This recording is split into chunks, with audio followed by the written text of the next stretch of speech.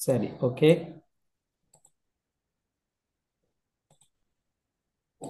இதுல பாருங்க, மேலுள்ள அங்கிகள் கடல் நீரில் மாத்திரம் அங்கியை பேரிடும். கடல் நீரில் மாத்திரம் அப்ப நான் சொன்னோம், நாங்க படிச்சிருக்கோம். கடல் நீர்ன்ற சொல்லிலாட்டியும் இக்கணத்தைச் சேர்ந்த சகல அங்கிகளும் உவர் நீர் சூழலில் வாழும். எங்க வாழும்? உவர் நீர் சூழலில் மாத்திரம். பாருங்க, ஆனா நிடாரியா உவர் நீரில் வாழ்ந்தாலும் மாத்திரம் சொல் அங்க இல்லை. நிடாரியாக்கு உவர் நீர் சில சகல அங்கிகள் நீர் வாழ்க்கைக்குரியவை, பெரும்பாலானவை தான் உவர் நீர்ல. பாருங்க, நிடாரியா பெரும்பாலானவை உவர் நீரில், ஒரு சில இனங்கள் மாத்திரம் நன்னீரில் வாழும். ஆனால் நாங்க இப்ப பார்த்தோம், எக்கேனோடமேட்டா எல்லாமே யாவும் எங்க வாழும்? உவர் நீர் சூழலில் வாழும். எக்கேனோடமேட்டா ஆகவே உவர் நீரில் அல்லது கடல் நீரில் மாத்திரம் வாழ்பவை. அதுக்கு எக்கேனோடமேட்டா எழுதலாம், அல்லது நட்சத்திர மீன், கடல் முள்ளி, கடல் அட்டை, அல்லது நொறுங்கு நட்சத்திர மீன், இவற்றையும் நீங்க எழுதலாம். அப்படி எழுதினாலும் அந்த கேள்விக்கான விடை சரி. சரி, இப்ப நாங்கள் இதுக்கு போவோம். விலங்குடல்களில் காணப்படும் 3 இலையங்கள் கீழே உருவில் காட்டப்பட்டுள்ளன. சரியா? இப்ப நீங்க அனுப்பின விடைகள் இருக்கு பாருங்க. விலங்கு உடல்களில் காணப்படும் 3 இலையங்கள் உருவில் காட்டப்பட்டுள்ளன. ஏன நரம்பிலயம், அது காணப்படும் மூளை மற்றும் முன்னான். நரம்பிலயத்தின் தொழில், நரம்பிலயத்தில தொழில் என்ன? கணத்தாக்கங்களை ஊடுகடத்து. நரம்பிலயத்தின் தொழில்.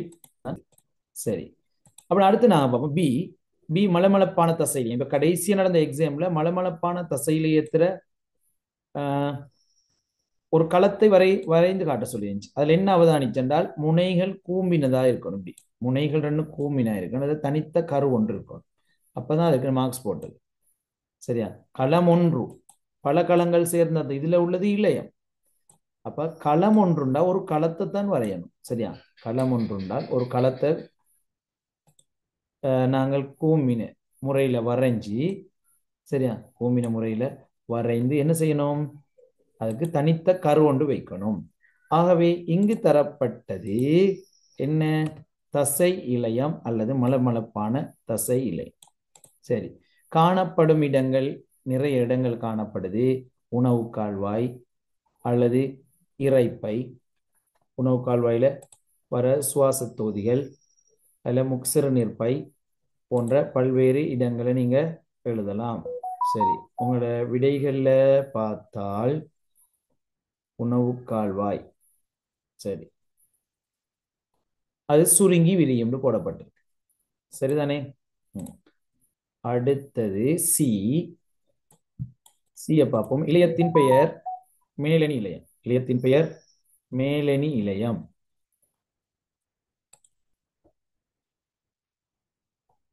மேலணி இளையம். சரி, நீங்க அனுப்பின விடைகள் சரி. மேலணி இளையம் காணப்படும் இடம் சிறுநீர் பையின் சுவர். மேலணி இளையம் அங்க காணப்படுதா?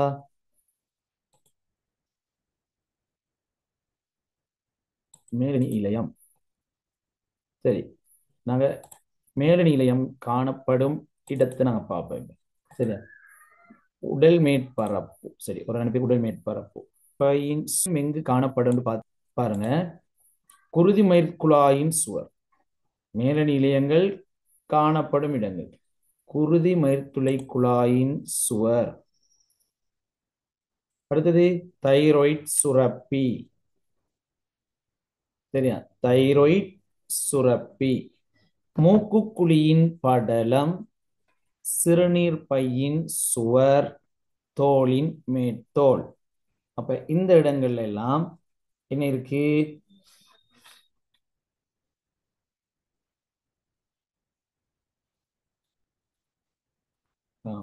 மூக்குக்குழியின் படலம், சிறுநீர் பையின் சுவர், தோலின் மேற்தோல் போன்ற இடங்கள்ல காணப்படுது.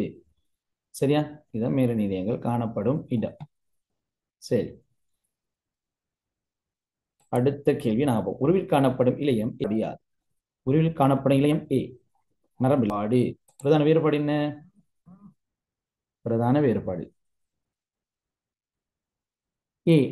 ஏ என்பது நரம்பு இழையம். நரம்பு இழையம் ஒரு திரவ இழையம் அன்று, ஆனால் குருதியோர் திரவ இழையம்.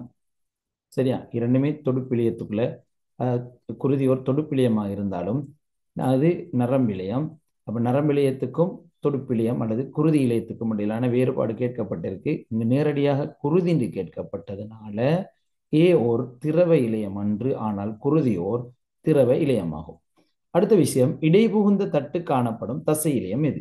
இது பாஸ் பேப்பர்ல வந்த கேள்வி. இடைபுகுந்த தட்டு காணப்படுவது இது இதய தசை இழையம். சரியா? இடைபுகுந்த தசை இழையங்களை நீங்க பார்க்கலாம். இடைபுகுந்த தட்டு நோட்ஸ் வந்து இல்ல, அதுல படத்துல தான் குறிச்சு காட்டப்பட்டிருக்கு. இதய தசையில இடைபுகுந்த தட்டு காணப்படுவது, இடைபுகுந்த தட்டு காணப்படுவது என்னது? இதய தசை இழையம். சரியா பிள்ளைகள்? இதய தசை இழையம். சரி, நாங்கள் அடுத்த கேள்விக்கு போவோம். மூன்றாவது கேள்வி இரசாயனவியல் கேள்வி. இதை கொஞ்சம் செய்யுங்க, 2 நிமிஷம் தாரேன். நீங்க கட்டாயமா செய்யணும், கொஞ்சம் யோசிச்சோம். சேகரித்த வாயுக்கள் XYZ பெயரிடப்பட்டிருக்கு. தாக்கிகள் வாயு சேகரிக்கப்பட்ட முறை. எக்ஸ் மெக்னீசியம் ஒரு ஐதான அமிலம். ஐதான அமிலங்களும் நீங்க நல்லா ஞாபகம் வச்சுக்கொள்ளுங்க. ஐதான அமிலத்துடன் உலோகம் ஒன்று, மெக்னீசியம், நாகம் போன்ற உலோகங்கள் தாக்கமடைந்தால் அங்கு ஐதரசன் வாயு தயாரிக்கப்படும். ஐதரசன் வாயு வளியை விட அடர்த்தி குறைவு என்பதனால அது வளியின் கீழ்முக பயிற்சி அல்லது நீரின் கீழ்முக பயிற்சி மூலமாக சேமிக்கப்படும். கல்சியம் கார்பனேட் ஐதான அமிலத்துடன் தாக்கமடைந்தால் அங்கு கார்பனீராக்சைடு வாயு உற்பத்தியாகும். ஆகவே கார்பனீராக்சைடு வாயு வளியை விட அடர்த்தி அதிகம். ஆகவே வளியின் மேல்முக பயிற்சி மூலமாகவும் சேமிக்கலாம். KMnO4 நீரின் கீழ்முக பயிற்சி. KMnO4 நாங்க வெப்பப்படுத்தணும், வேற எதோட தாக்கம் அடைகிற இல்லை.